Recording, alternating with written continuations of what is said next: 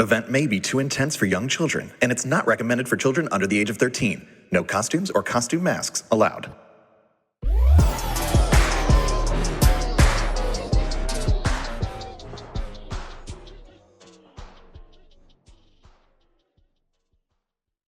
Discover Universal presents Halloween Horror Nights Haunted Tales, an anthology series exploring the stories behind Halloween Horror Nights' chilling original creations.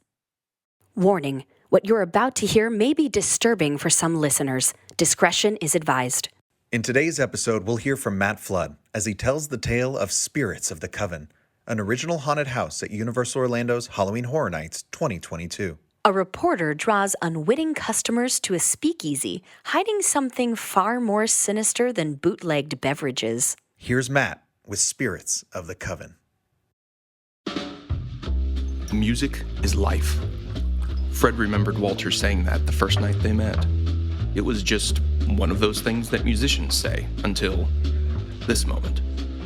Watching and listening to Walter play out the last few seconds of his life, it was as if every note, every stanza and movement created the only worthy definition of life. Walter's fingers stabbed the keys, and the music bled out. It was the middle of the day, but this place had no windows to allow something so natural as sunlight. It looked like a speakeasy. The bar, the tables and chairs, fancy papered walls, and some simple decorations hung up for the Halloween celebration that night. Even the beautiful onlookers around the room, with their knees exposed and dressed in that enticing flapper style, made this scene familiar for Fred Lafferty, the well-loved social columnist. But this wasn't a normal gin joint, and those weren't flappers. Walter continued to play, turning the upbeat tune into a desperate plea. It was a cry for mercy aimed at the poised figure casting her shadow over him, the Queen. Fred couldn't allow himself to focus on her, on the green and gold dagger held inches from Walter's heart. She stood just off center, as if she belonged in that waking moment after a nightmare. Fred was the betrayer, and Walter the betrayed. He had enticed his friend to come with him to possibly pick up another gig in town. It had taken time to convince Walter, due to his fear of the city's boss, who owned most of the speakeasies, but Fred convinced him that in this place, he had nothing to fear from the boss. Walter stuck the last key, and its sustain bounced around the room looking for an escape. Fred knew there wasn't hope, but still, something about that song had seemed almost triumphant. "She can live," Walter said. It hadn't been a question. In fact, he almost managed confidence.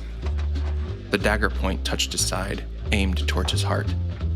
"She can live," Walter's voice broke. For the first time, Fred allowed himself to focus on the Queen, holding the dagger to Walter's back. A headpiece covered the top of her face. 5 ornate daggers protruded from it like pointed rays of light forming a crown, and a single, all-seeing eye peered out from its center. When she spoke, it ended the lingering effect of the song. "You played with passion. I promised you your mother could live." Walter lifted his shoulders away from the keys, closed his eyes, and visibly tensed. "But, my sweet musician, so full of life, I feel I should tell you at least something true before you die." Walter didn't flinch. Fred wished he could look away. "Soon after you left your mother this morning, one of my sisters of the Coven visited her. And your mother is already dead." Walter screamed, but it was cut off within a second as the ceremonial blade slid between his ribs and found his heart. The Queen withdrew the blade and quickly opened his throat from ear to ear. She lifted Walter's body and dropped it into the brass tub that had been waiting beside them. The hags, lurking in the shadows, stamped in and began to squeeze the body and turn it to collect the blood. "Pay close attention, sisters." The Witch Queen wiped her blade and it disappeared into her sleeve. "Passion ripens what's in the blood, but it is useless until you sever it from hope. Blood is not the ingredient, it's the conduit to the soul. We only use the finest of ingredients." The flappers standing around nodded and bowed their heads. The Queen finally turned to Fred. "Where is the next one?" "He'll be here soon. My source from inside the outfit told me the hitman was to find me last night. I left a trail to bring him here." The hags finished up with Walter's body and carried the full tub, along with the barrel of unused pieces, back towards the elevator. Fred had never gone down that elevator, but couldn't help but wonder. The location and password to this speakeasy was a well-kept secret until the Queen recruited Fred to encode it into his column. Over the past few months, he had subtly built the allure of this place by writing about a lost sense of secrecy and the drab environment at most of the local speakeasies. Fred's relationship with this place had become publicly known within the last week, so he had immediately become the boss's #1 target. One of the flappers walked into the bar. "He's here!" "We will use the lounge," the Queen quickly gave directions to her sisters, and 2 hags grabbed Fred by his hands to lead him. The hag's fingers were rough, and one of them rubbed her sharp nails up and down his forearm as they led him to the elevator. She looked up at him as if she was nervous or like someone starving. Fred had seen the flappers take the men down to the lounge, and he knew what it was by reputation, so he expected some of what he saw and heard. Inviting seats and music drifting in from a radio hidden in one of the side rooms or halls, but it was unpleasantly musty and somehow felt dim and filthier than the main bar and gambling hall. Fred found it a little hard to breathe. Another brass tub was set in the middle of the room, and the Queen stood by the door. The whole Coven took their assigned places, and Fred waited beside the tub. The whole company waited in silence. It seemed to be an hour or more. Fred's back ached from keeping his feet planted and unmoving for so long. He'd made himself go to the place in his mind where he wrote. He was considering new ideas for his next column. Then he heard the creaking of elevator cables echoing from beyond the door. One set of boots stepping on the soft floor. Silence followed for only a moment. For a split second, Fred saw the silhouette of the hitman who had come to kill him. There was a metallic ring, and the hitman pulled a knife and hurled it at Fred. It sliced through the air, stopping inches from Fred's chest, and then fell harmlessly to the ground. Fred continued to stand, his arms and jaws shaking from the thrill of it. "Welcome," the Queen said to the hitman, who was now showing both fury and confusion on his face. The room full of flappers stood. The hitman stared in horror and disbelief at the unbelievable sight. Then, to his credit, he lunged at the Queen, perceiving that she was his greatest threat, but she caught him by his throat and lifted him above her head. What an intoxicating man! The green and gold dagger flashed and stuck through his chest. She then dropped the dead hitman's body into the tub and as easily removed his right arm. Once again, the hags did their work, and the Queen referenced the room. Passion. A lust for something, anything. Find it, and then crush it.